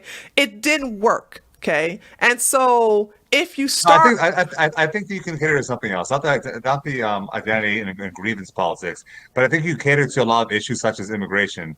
Black people don't support Mexican immigration to the country. You focus on things like that actually affect Black people's lives. No, then I think you get them on board. If you do not cater to the talk, let me say, listen, I am right wing. I don't fuck with the Black community, but I know their talking points. All right. And I know what they want. You want to get Black people on your side, you're going to have to talk about reparations. You're going to have to talk about affirmative action. You're going to have to talk about more programs of giving to. You're going to have to talk about handcuffing the police. You're going to have to talk about. I'm not saying it's as effective as those things. You promise free money to people is more effective than anything else you could possibly imagine. But there are other ways to make minor headway to the Black community. Republicans Trump started to do that. Trump like doubled the amount of Black votes. It's still a tiny amount. No, Republicans will never win over the Black community unless. Either way, but let me ask you, because you said you don't think that Larry Elder is going to win. Because my understanding of this is that if Gavin Newsom gets over 51% of people, over 50% of people saying he should be recalled, and then it goes down to all the candidates that are on the ballot that are opposing him, and at that point, that percentage is going to come from all the Republicans, pretty much. right? And so those 51% of votes were lost. One for Newsom, and then now you're going to have just the Republican candidates and Larry Elder's winning. So what's to stop them from winning? If we can get above 50%. If that's there, you go. You just said it. If he doesn't get above 50, are the polls already above 50%? No, they're at 48. So, and I looked into it. I looked into it today, guys. Okay. I looked into it today and I'm like, there's that. So here's the deal. My thing is this. And this is the reason why I'm not because I won't cater to that bullshit because I have never been wrong since then. I have been saying it since 2017. If there's any ethnic group you want to cater to, it should be the Latino Hispanic group, not the Black community. The Black community is very tribal. Republican. Well, the Hispanic group is actually extremely segmented. I mean, Cubans vote Republican. Mexicans vote Democrat. I mean, even amongst really most racial groups outside of Blacks are like that. If you look at Asians, you have Vietnamese voting Republican. That's why in the 70s we had a big, the Democrats did not want more Vietnamese coming into California because they all voted Republican. But then you have like Indians who, India, from India, dot not feather, as Gavin would say, they vote like 80% Democrat. And so it really depends within those segments. But I agree with you. I mean, Hispanics, I mean, Trump made a huge headway in with Hispanics. It wasn't enough because I guess he lost. They are not tribal. Hispanic people are more conservative in their culture and in their family. The fathers are in the homes with the mothers. They are also more loyal to each other. When the owner, I think the Hispanic guy owner of Goya was trying to get canceled, Hispanics nationwide came out, whether they was apolitical or liberal, they came out and supported him. That is not happening in the Black community. So these people even though there's some division in them, but if you attack one of their own, you know what I'm saying, they're going to look out for them. So Goya don't have to worry about anybody. The CEO of Goya don't have to worry about anything, but still, I don't like the whole identity politics. I hate it. I never support it. But if that's the game, let me just say this: if that's the game they're going to play, I'll play it with the intentions on winning it. Yeah. But let me just also say, because I know a lot of you all want Larry to win, and let me just say this: I hope he does. I just don't see it happening.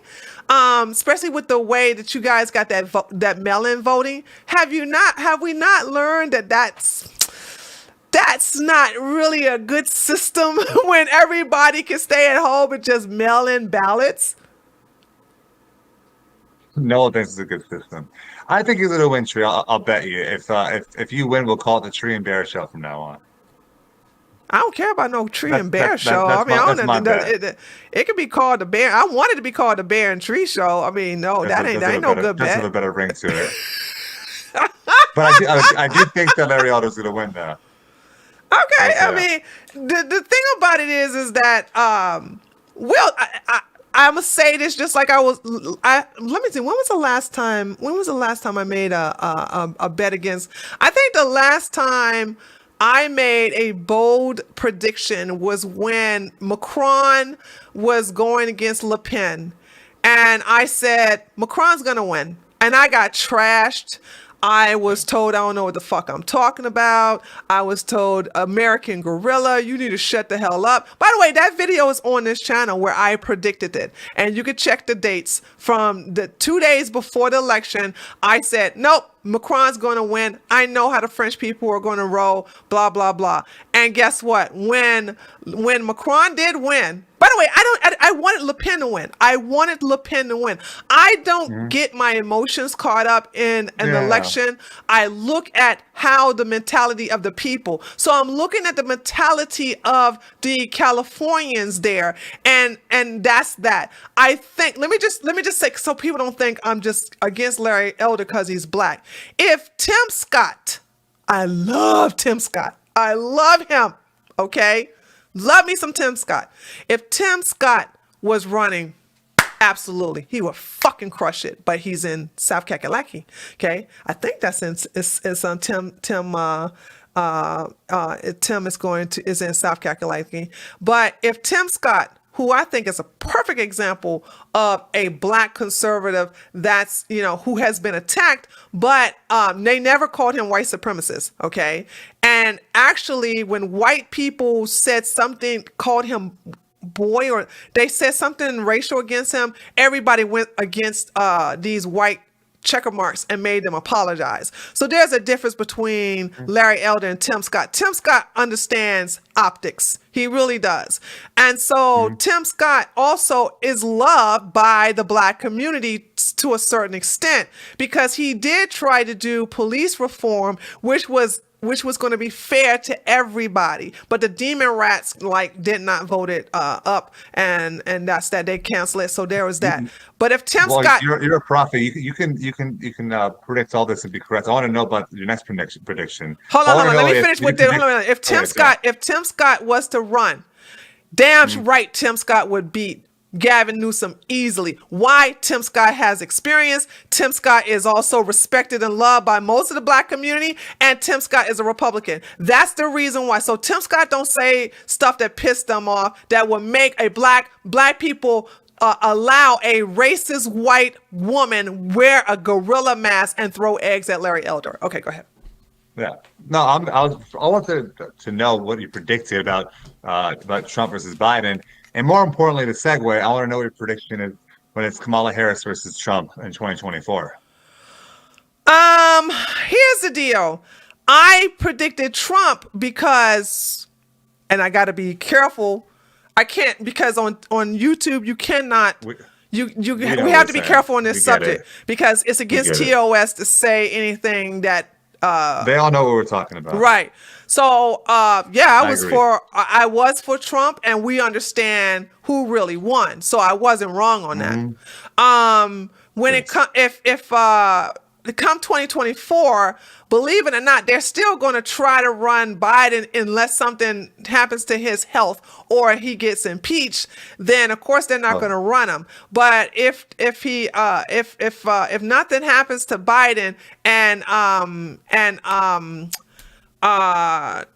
Kamala runs, that's an easy slam dunk for Trump, because we understand that DeSantis already made an announcement that he's not going to run.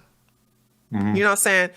DeSantis. That's what we want to talk about. Let's pull up the article, and also let's have a poll with our audience here. What do you want to run? Hold on. Let me get the chat for a second. What poll did you want? What poll did you want to? So we're pulling up the article where DeSantis is saying it's nonsense that he's going to run in 2024. We've heard other reports that say DeSantis may run, but not if Trump runs, right? And it seems like Trump is running, so it seems like the case of DeSantis is not going to run. So my poll for you guys is: who do you guys rather see run, Trump or DeSantis? That's not a good poll. They're going to say Trump. I would say DeSantis. I think you got a lot more DeSantis. Maybe I'm from Florida. It's a little different. Okay, hold on. All right, hold on. Let's do it. We love DeSantis. Who? Because I want DeSantis. I want DeSantis. Who do? I think they're going to say it. Who do you? Who do you want These are smart people to here. see probably run for president in 2024? Okay, here we go. We're going to put Trump as the top, the number one, Trump, and then DeSantis as number two. DeSantis. All right, here we go. Let me go ahead and ask them. Okay, there, chat. I'm going to give you. People. I just gave you. Show Tree that DeSantis has more people that love him than she thinks. I loved it. No, I love DeSantis. But I know my audience. I know my audience. They are Trump. No, your audience, Trumpers. I'm sure, is smarter than that. They'll pick DeSantis.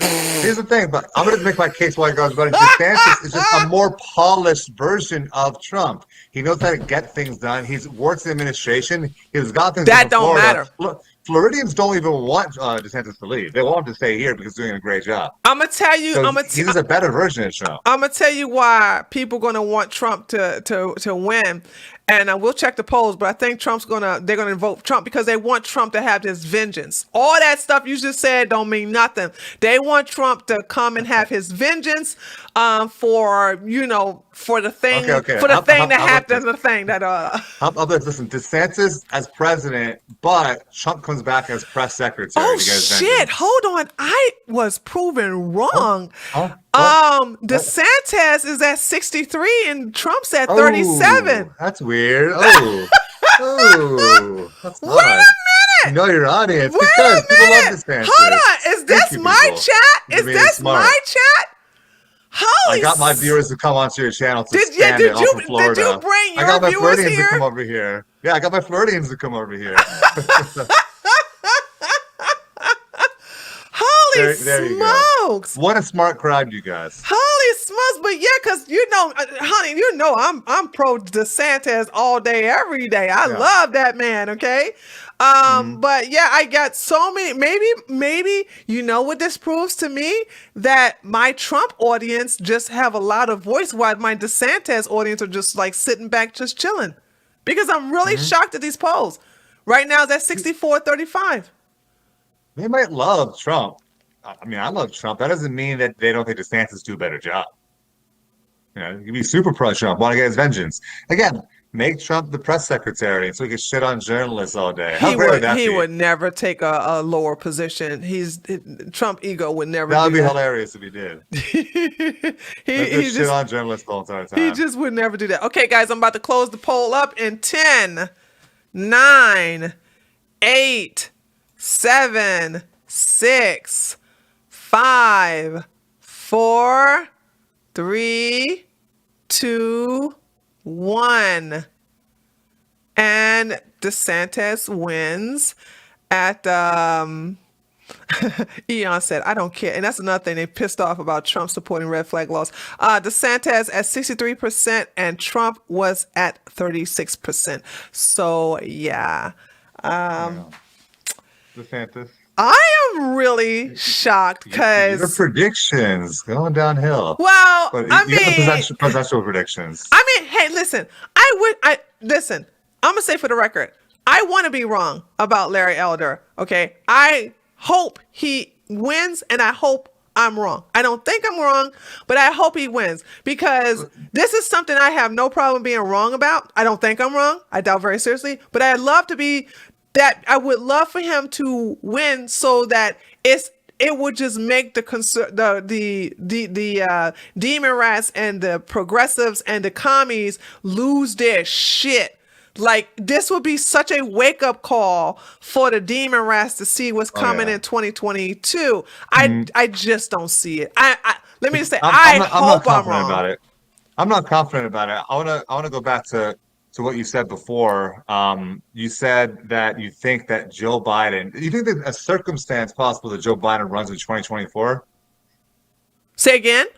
You think there's a situation that's possible that Biden runs in 2024? I don't think there's any chance he runs in 2024. Yeah, I said if his health is like, if his health is at like right now, he's incompetent to be the president, right? Yeah.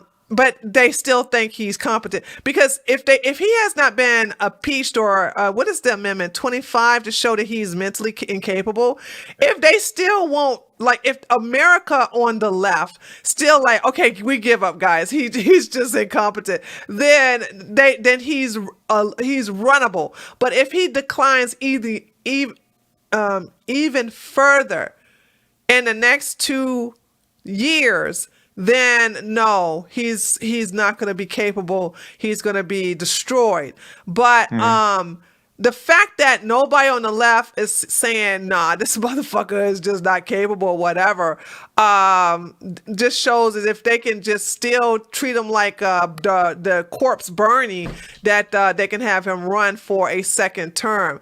But if he gets impeached, which it doesn't look like, because McConnell said he's never going to impeach, that's what that's what the turtle said. The turtle said, we're never going to impeach Biden, we're going to leave it alone. And I think, okay, I don't like the turtle. Yeah, I understand this. But I think the turtle is saying this because when 2022, when the GOP gets the House and the Senate back, and we will, I think they just need him to be a sitting duck looking crazy so they can just basically run things.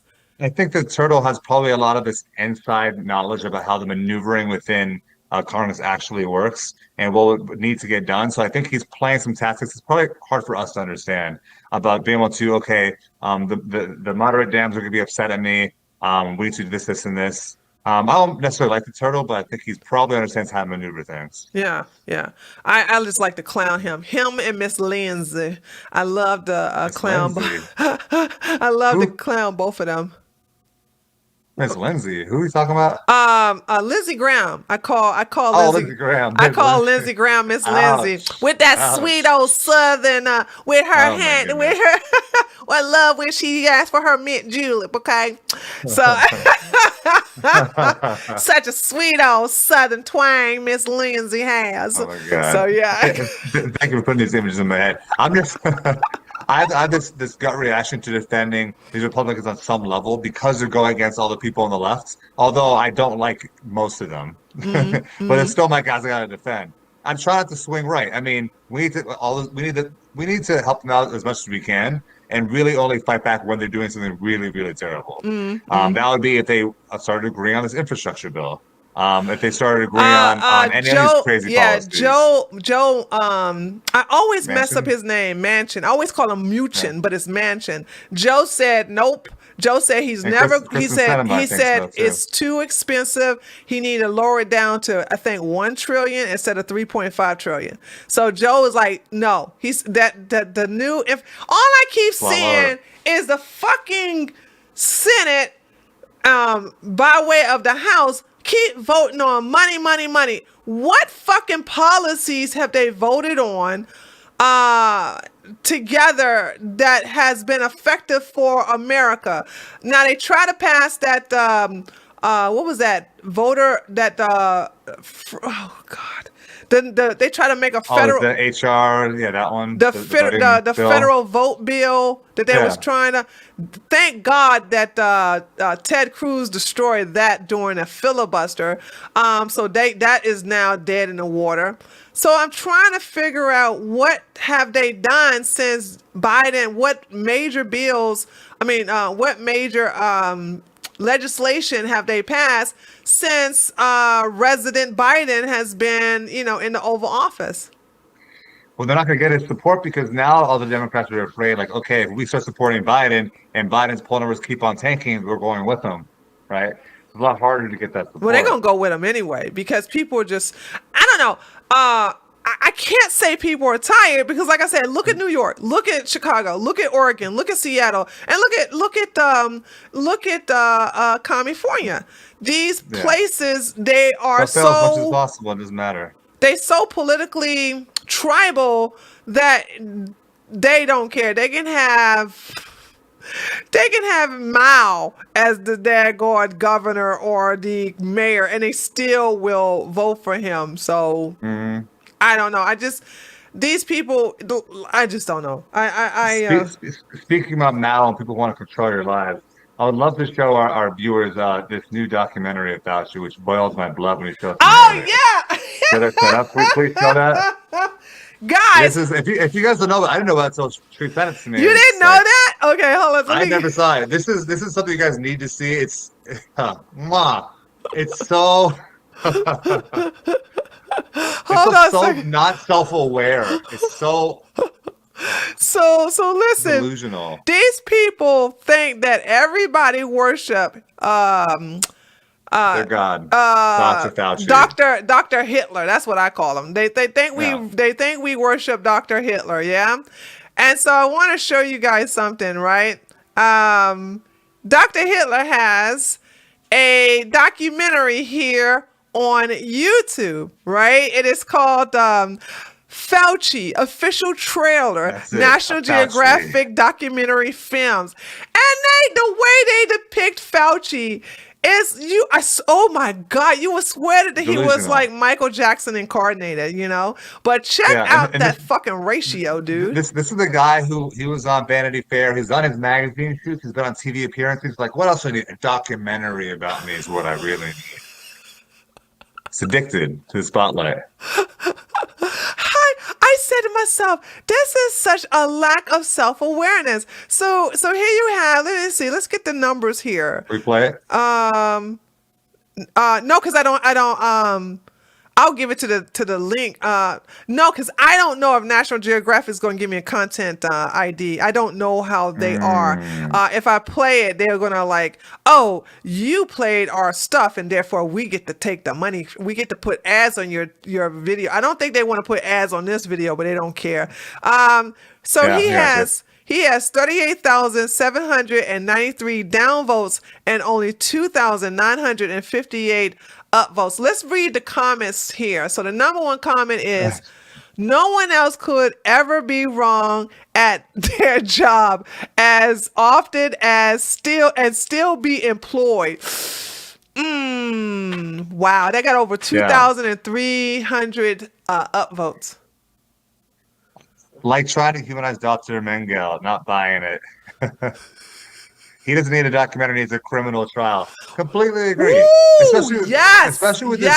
This is coming out at the same time. This new report from The Intercept is coming out. Oh yeah. The new report from The Intercept is showing that he lied. I mean, more evidence that he lied about gain of function research in Wuhan. Rand Paul coming for that ass. Specific evidence that he was funding coronavirus research, gain of function research, right? So we know he lied under oath, and he could be charged with perjury, which is a felony. Although I think perjury might only apply to Republicans like Roger Stone, so I'm not exactly sure they can get him for that. I mean, it was up to me; he would be charged for treason because what he did was he covered up the outbreak. He put that he helped the funds. Yeah. Right? So part of this, part of the millions of dollars are on his hands for funding this research. Going around the thing loophole to get around the Obama administration telling him to stop doing it. Right. So putting millions of Americans in danger. And if he did it at all to cover up for China, that's definitely treason. I think maybe his excuse against treason is, well, I didn't betray my country against like a foreign power. I betrayed them against saving them. Right. But he definitely, I mean, Dr. Fauci is no one to be revered. He's someone to be afraid of. He's the epitome of what we talk about when we say, like I said earlier, I think everyone has a God-shaped hole in their heart. Some people fill that heart with Jesus. Some people fill that hole with Fauci. And Fauci's worshipped to a crazy extent where anything he says, anything the science says, you're a heretic if you disagree with the gospel. That's what Fauci has become, and I mean, it's not going to happen. It's not going to happen. Yeah, I don't know if anything going to happen. That's why, even though Rand Paul is coming for Fauci, I'm not getting my hopes up high. I'm gonna tell you guys something. 2020 really opened my eyes up to a lot of. Well, hold on. 2016 opened my eyes up to not take polls seriously, right? And then 2020 opened my eyes up to like, okay, how the hell? It just showed me the lengths that demon rats will go. And so, and then, I mean, I'm talking in code, but what happened in 2020 was like, what? Like, it's historic in my opinion, but we can't talk about it, but y'all know what I'm talking about. Like 2020 just blew my mind. In 2016, we saw the polls were wrong, and then 2020 came around, and then most of us were like, oh, they probably corrected their mistakes. They probably corrected them. No, I never looked at them. polls, I thought they maybe more politician, accurate. Not accurate, but more accurate. yeah, polls are dead to me when it comes to the presidential elections. They're just dead to me. Because we have now, they have also, and I don't know if I was going to make a video about this, but they had the and I gotta tread lightly, but the whole ivermectin situation where a lot of mainstream news on the left was pushing this false news that a hospital, where they were actually turning away people who had bullet shot wounds or stuff because their beds was filled with people who were poisoned with the horse dewormer.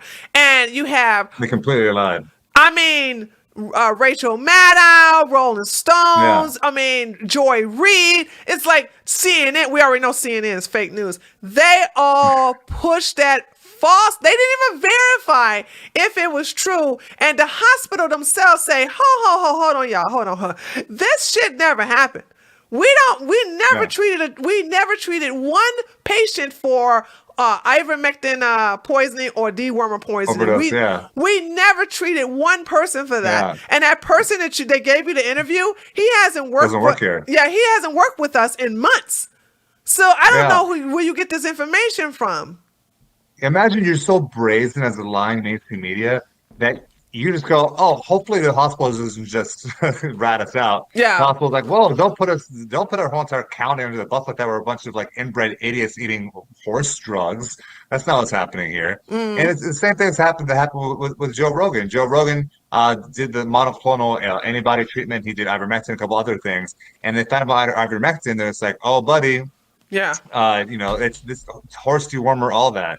I think part of the problem is that when it comes to these vaccines, the emergency use declaration, I think that's what it's called, from the CDC, from the FDA, was this: you can only have that declaration, the emergency use, when there's no alternative treatments available, right? So there's no alternative treatments available. But we do actually have alternatives. No, stop. YouTube. There's no alternative, YouTube. The CDC and the FDC. We must understand that hold on. There is no alternative. There is no alternatives but the Pfizer BioNTech vaccine, the Moderna vaccine. Please go get vaccinated and only adhere to the CDC. Ivermectin is poison. It doesn't work. And please, we are not the type of podcast that spreads fake news. Thank you very much. Nice to see you there, YouTube. I was doing an impression of a right-winger. I mean, honestly, folks, if you find out someone's taking ivermectin, please call the police on them. Get them arrested. This is an epidemic.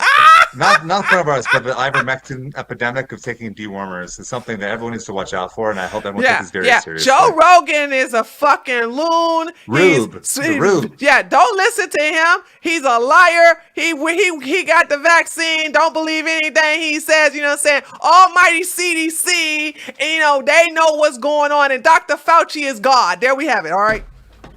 Too much elk meat and acid, I think, for Joe Rogan. Taking horse drugs. Come on now. Hold on.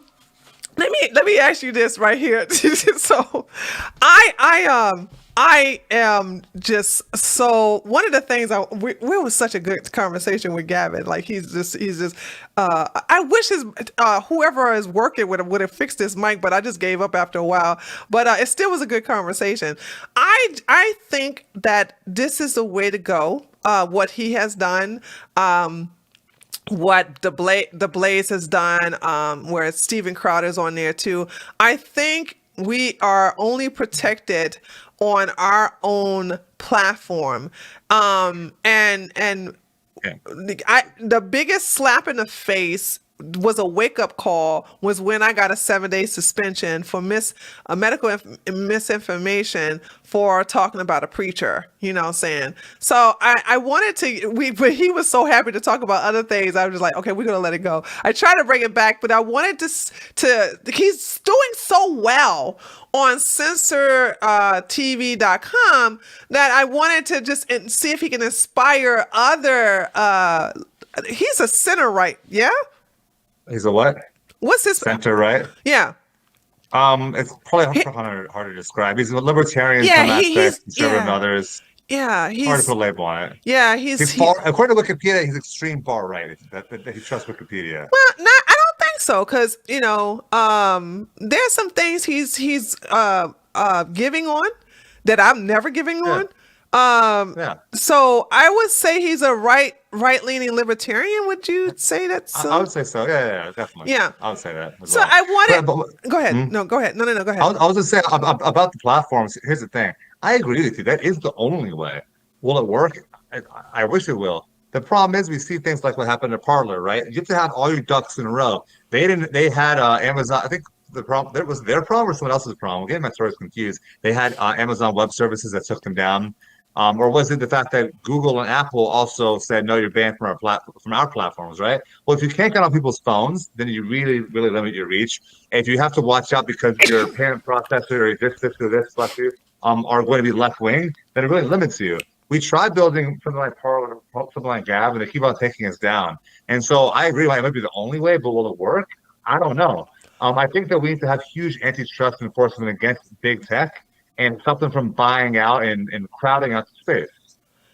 Gab has, even though I have an account on Gab, I will not use Gab. I'm protesting Gab for, like I said, I'm still mad. I'm holding a grudge, against Torba for not putting the block system on there when I asked him to, when he the first 6 weeks of him launching of the website. I was actually one of the people who was invited to the beta testing. So Gab has beat all of this. So therefore you can't really compare Paula to Gab because Gab did not depend upon fucking Amazon. Why would so here's my problem with Parler, and the reason why Parler was set up to fail. Parler, the only way you can sign up with Parler is if you gave your phone number, which is stupid. Dumb. So Parler was an actual phone app. Gab is not a phone app. Gab is where you can log on with your browser. Much smarter, much better, because I am one of these tin hat fourth people like, nah, I'm not going to give you access to my contacts. I'm not going to give you access to my phones. I think most people are accessing these social media platforms from their phone. I pretty much never do from my desktop. But if you're dependent upon an app, then here's my problem. Here's my thing. The reason why Gab is successful and Parler isn't is because Parler was a phone app. That is a recipe for disaster for anyone on the right. It's just plain stupid. Yeah. Okay. Whatever it is, the right needs to coalesce against some apps because we have like Minds, we have whatever Dave Minds was also taken off of with locals. No. Right? Or when it comes to web processing, stop depending upon. Stop. Here's my problem. This is what makes me angry with a lot of people on the right. Stop depending upon these platforms that had monopolized the scene. Gab is not on Apple or Google, and guess what? They doing fine. They have their own download. You have to go to their. If you want the app, you have to go to their website. The same thing with Minds. I'm on Minds. You don't need Minds is not a phone app. You can go to Minds, their website themselves, and download the phone app. Parler was stupid to depend upon Amazon. Amazon. Out of all the people, they trusted Amazon. That's what I'm saying. You have to know how to do it, get your ducks in a row, because it's not just the web hosting, it's also the payment processors. You find every vendor that won't screw you over, because one vendor can screw you over because it's going to mess with your website for weeks. And so it makes it so much Then do harder your due barrier to diligence, entry. because if Gab can do it and other minds can do it and now that's just many platforms that can do it. I don't understand why people are sucking on the teat of these liberals that are, or the commies that are going to deplatform and make them change their terms of service, like Amazon or the other service made Parler do. I'm not going to bend a knee to these motherfuckers. Now here's the deal: if you're trying to, I guess if you're trying to cater to the left and you're like, well, we want the left too, then you're going to basically bend the knee, but you can't play both sides of the fence at this moment. So, and like I said, I'm just going to say this again about Gab.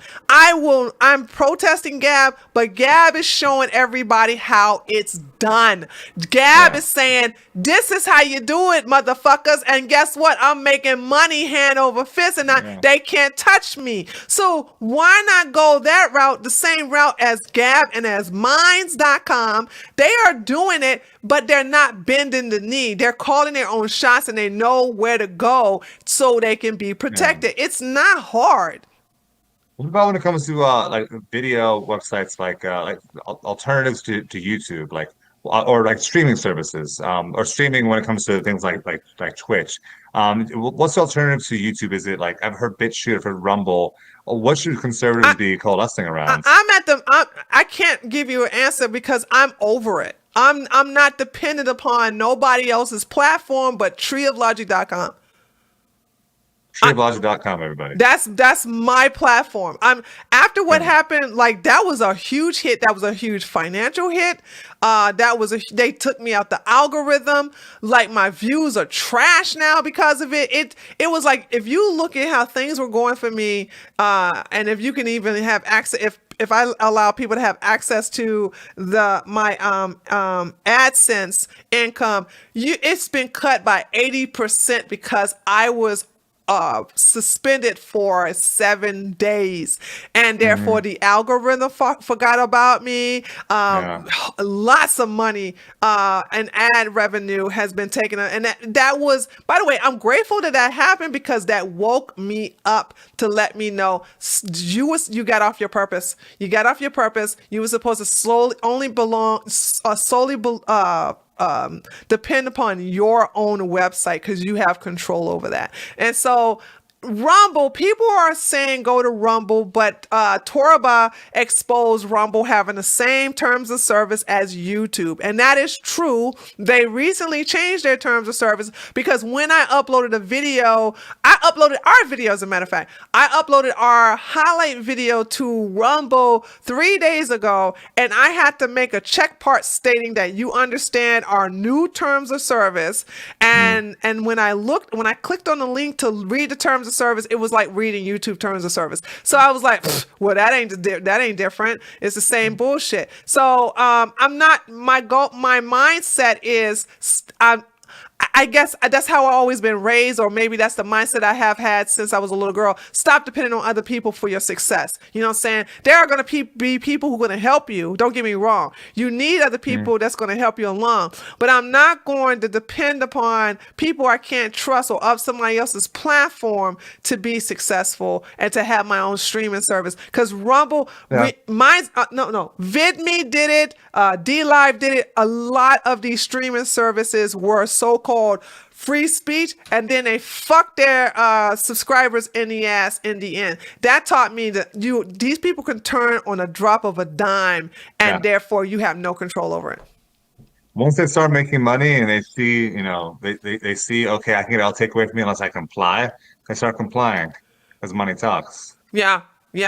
So I'm like, why can't we do this on our own platform? Quite frankly, I'm really proud of them. Quite frankly, got with Foxhole or The Pill, I think, and they actually created the platform, although this is not something I'm looking for, and mine is being made, but what they have is good for the meantime for them, you know what I'm saying, where they're getting their audience going to, quite frankly, TV, so that's what you have to do now. I'm not going to keep programming people to go to Odyssey, to go to Rumble, to go to BitChute, to go to Minds.com, because if those platforms change their mind, then I have these old ass videos for when they were cool that's telling people to go there. And then now they go there and they realize I'm not on there anymore. Like I can't believe like my old videos. When I say old, we're talking about 2017.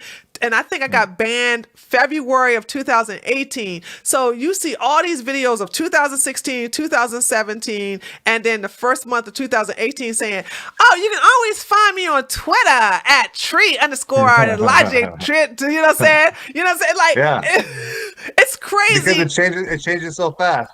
You can find me on Twitch. You can find me here. You can find me here. Because the servers are running. Yeah. I mean, not necessarily running away, but running to the next thing that it can actually use because they're getting banned or shadow banned. Yeah.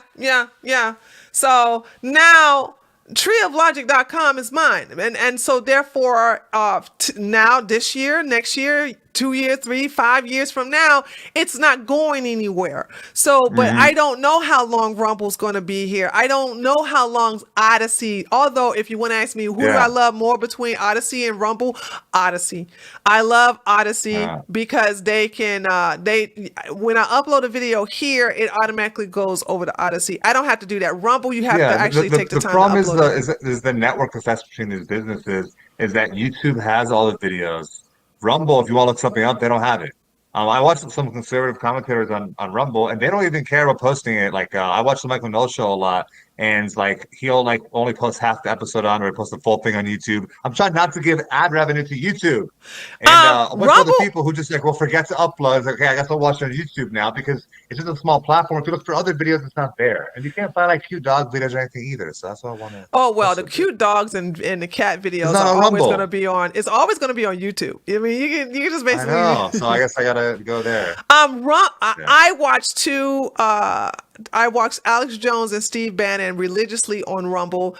And I would watch Alex on his platform, but it doesn't work on my tablet.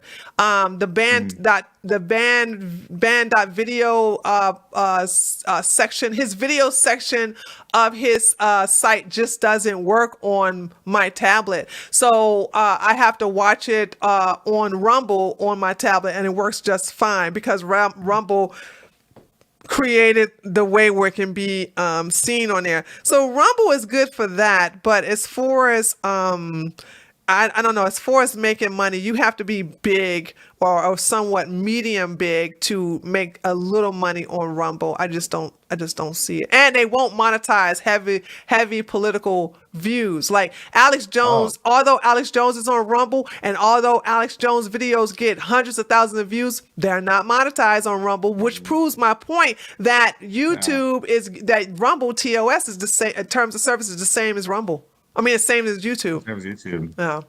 Yeah. So there's that. Okay. So we got 5 more minutes. Let me read off any super chats. Any super chats, and I think so. Hold on, and then we will close it out. And then actually, let me probably just glance at the chat for a second and see what they got to say. We have, Zach Frederick. I read him already. And Aaron says, hi, Tree. Hi, Bear Jew. Do you have the link to the article regarding the recall poll where you mentioned 48%? Oh, yeah. Actually, I have the news. It's a news link. I'll go look for it in my history. In my history, you know how when you look at something, it donates it logs your history, your browser history. Yeah. So I'll look at my browser history and find it and give it to you. Okay, so there's that. All right. Put in the description, yeah. Yeah. Okay. All right. So let me see what you all are saying in the chat, and then we will close it out. Naya says, get prepared and keep your guard up. Will do. Get prepared to keep your vibe up? Your guard up. I guess it's what vibe? What's he saying? Vibe? Guard. Guard. Oh, yeah. My vibe has been get prepared and keep your guard up. Even higher. Okay. What we Let's got? see. One thing that pissed me off about my chat, they have these conversations with each other, but at least they at each other, so I know they're having a conversation with each other. But it basically, I gotta go through their stuff. Randall says, don't trust Amazon with anything just because they're the world's most well-known online retail store. Services doesn't mean you should take their word at face value. That is true. And Yeah, then very smart, Rando. Steven says, Tree, I love Gavin. Everybody loves Gavin. He was hilarious. And then Hell Rider says, notice the new flag tree. Very nice. Oh, let me tell you about my flags. Okay. So I told you guys my this flag is smaller than my original flag. And so BJ, I was like, oh my God, BJ, I gotta fix this. Because at first I had this as the old flag. I said that's just too many blue lines. So let me go get my American flag. I'm just gonna have to go buy another bigger flag, the one I got ink stain on there. So this is a little, this looks better, but it's still, to me, I don't know. What do y'all think? To me, it still looks like an overkill. You know what I'm saying? When you got the American flag and then you got the American flag and then you have the blue line flag. I don't know. What you guys think? I wonder what they think about my Florida flag over Oh here. yeah. What do y'all think about Come here. BJ's Florida flag? Y'all need to give him some praise on that because he changed the Come background. on, all my Floridians over here. Everyone's insulting me last episode because I had just a wall and like half a bookshelf in the background. For real. So I'm like, all right, let me put my law degree back there. and My law degree back there, I got the and flag. lots of books. Don't forget Yeah. the books. The books. Lots of books that I like pretend I've read before. That's smart. Book collector. Okay, you all giving me positive feedback. It's like they like it, and then they also Ninja said I like both the flags. Oh, okay. I thought it was a little overkill, but if you guys think it looks good, I'll keep it as is. So there's that. All right. And Irene says I love the Florida flag, and she put it in all capital letters. Hell So yeah. she Irene. so she really There we liked it. go. So there's that. Okay, guys. So listen, I want to thank you all for coming to the Bear and Tree Show. We air this. This is great for our second show. So the goal is to have a guest on every other week. I don't know how long that's going to last, but that's what we're aiming for. We have a good lineup for you guys coming up. In the Yeah, next few yeah. weeks, couple of months. Yeah. And so we will be here every Wednesday at 8:00 p.m. Eastern time. Okay. So I'm glad you all enjoyed the show. Be sure to check us out next week. If you want to get to BJ's Instagram, I have the link. I apologize. Somebody had to remind me. It's like, how do I get to the Big Bad Bear? And by the way, I'm gonna have his name correct this time. I don't have it on there now. Oh, but, yes. but when I do the Big highlight, Bad Bear Jew. when You I can when find I it- yeah find I, that name, Instagram, YouTube. yeah. When I do the highlight, I will put everybody's name in there. But I'm gonna work on that today. I'm gonna work on getting the replacement on all our names in the same font, and then but on the highlight I'll have everybody's name in there. So I just been busy, guys. So but I will make sure I fix that tonight and work on the highlight and then see if there's any news to talk on for tomorrow's video. Okay. So anyway, but the link to his Instagram is in the description box. Did you also want the link to your YouTube channel in there too? Say it again. Did The you? link? I mean, they could find it. Big Bad Bear Jew. Type it in. Okay. They would find it. All right, cool. All right, there, Tater. So All right. we are going to leave now. You all take care of yourselves. Peace, everyone. Yeah, we'll see you next Wednesday, okay? Bye. Good show.